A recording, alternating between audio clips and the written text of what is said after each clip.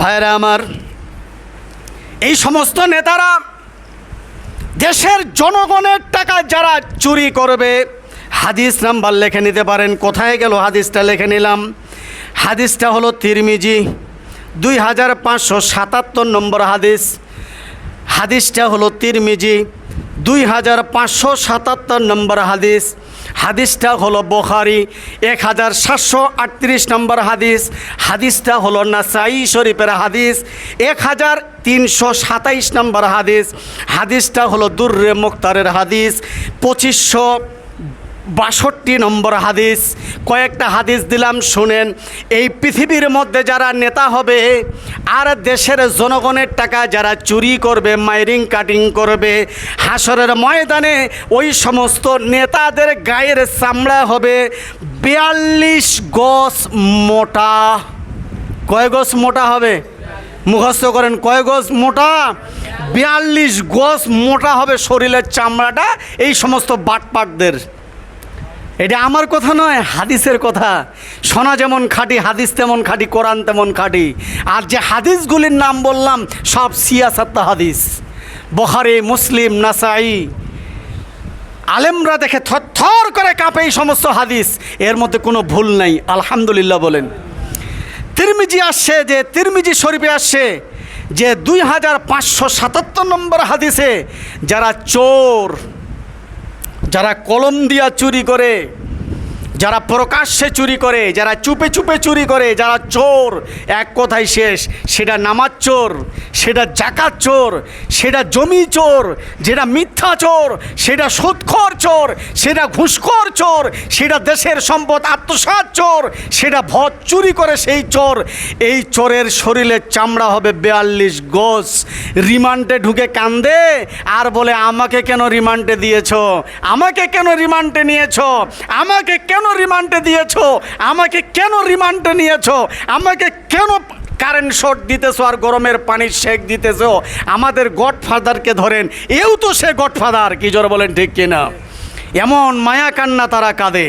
ভাইরা আমার, তাহলে বোঝা গেল যারা চোর এদের গায়ের চামড়া হবে 42 গজ মোটা। এখন আপনি আমি যারা আছি ফজরের নামাজ পড়ি নাই, তাহলে নামাজ চোর। মন খারাপ করলেন বাবা? কি করবেন বাবা? এখানে যে হক কথা আমাকে বলতে হবে, এমন একটা বাণী নিয়ে বসেছি, এখানে মিথ্যা যদি বলি আমার জিহ্বার মধ্যে প্রাক মারি দিবে আল্লাহ তাআলা। এতে যাইয়া ইউটিউবে সার্চ দিবেন, আমাদের মৌলভী সাহেব ভুয়া বকেছে নাকি ফির আবার। যারা চোর, তিরমিজির হাদিস পড়ছি বিদায় বুক খুলে বলতেছি, সাহস আছে। 2577 নম্বর হাদিস। একটা হাদিস দিয়ে বলি, অতগুলি হাদিসের সময় নেই। যারা চোর, চুরি করে, যারা ইসলাম মুসলমান দাবি করে, যারা ইসলাম চুরি করে, মরলেই শরীরের চামড়া হবে 42 গজ মোটা। মারতে বড্ডই বড় আরাম হবে। কি জোরে বলেন, ঠিক কিনা? ইদিলাগলাল ফি আনাকিহিম ওয়াসসালাসিল ইউসবাহুন ফিল হামিমি সুম্মা ফিন নারি ইউসজারুন। আল্লাহ বলেন, তোমরা যারা চোর, তোমাদের শরীরের চামড়াটা হবে 42 গজ মোটা। জাহান্নামে যখন তোমরা ঢুকবে, তার আগে তো আলমে বরজখ নামীয় একটা জায়গা আছে বাবা। ওই জায়গায় তোমাদেরকে যখন রাখানো হবে, 40 কদম পার হওয়া মাত্রই তোমার শরীরটা 42 গজ চামড়াটা মোটা হয়ে যাবে। দুনিয়ার মানুষ দেখতে পাবে লাশটা পচে গেছে, কিন্তু আল্লাহ বলেন লাশটা পচে নাই।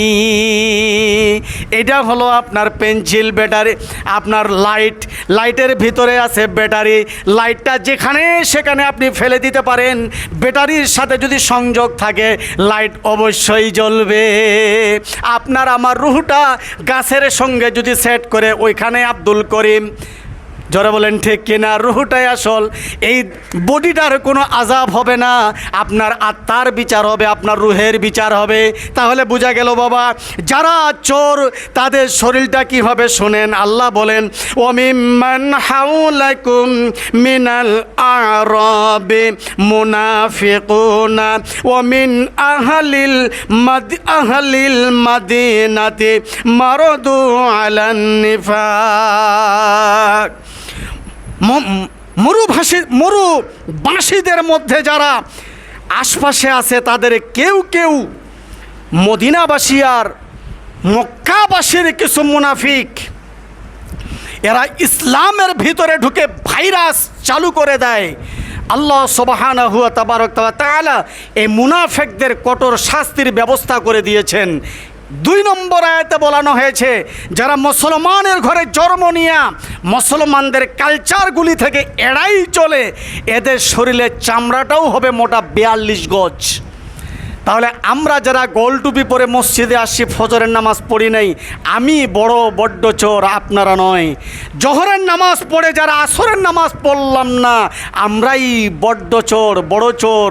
দেশের নেত্রীর কথা দূরে রাখলাম, দেশের মন্ত্রীর কথা দূরে রাখলাম, আমাদের ভিতরেই তো বড় বড় চোর বাস করতেছে। কি জোরে বলেন, ঠিক কিনা? মাগরিবের নামাজ পড়লাম না, বড় চোর। এশারের নামাজ পড়লাম না, বড় চোর। নিজের চোরের বিচার না করে অন্যের চোরের বিচার করে কি লাভ? ওই যে কিছুদিন আগে বলছিলাম, বাগানে ফল হয়েছে, আম হয়েছে, বাপ চড়েছে বড় বস্তা নিয়ে, বেটা চড়েছে আরেক ছোট ব্যাগ নিয়ে।